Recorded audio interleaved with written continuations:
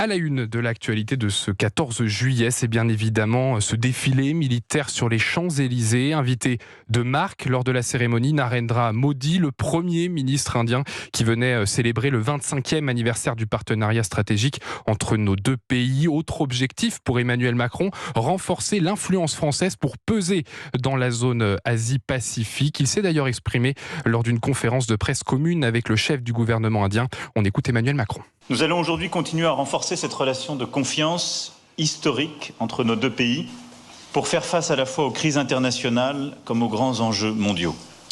Je pense que nous partageons une préoccupation commune d'un risque de fragmentation de la communauté internationale, en particulier dans le contexte de la guerre menée par la Russie en Ukraine.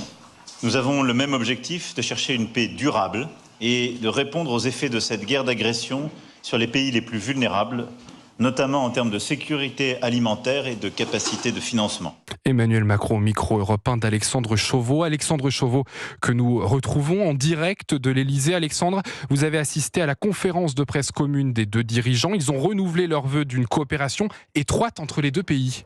Oui, Narendra Modi avait dès hier soir confirmé l'achat de 26 Rafales et de 3 sous-marins français, confirmant ainsi le statut de partenaire privilégié de l'Inde envers la France.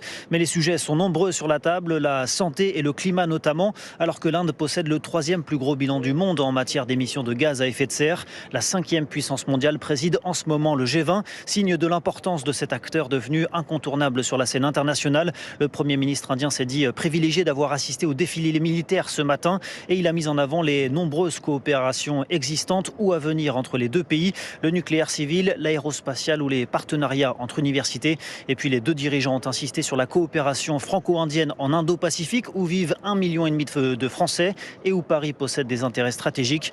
Narendra Modi et Emmanuel Macron seront à nouveau ensemble ce soir pour la clôture d'un forum économique franco-indien et surtout un dîner d'État au Louvre en présence de plus de 200 convives. Merci Alexandre Chauveau du service politique d'Europe.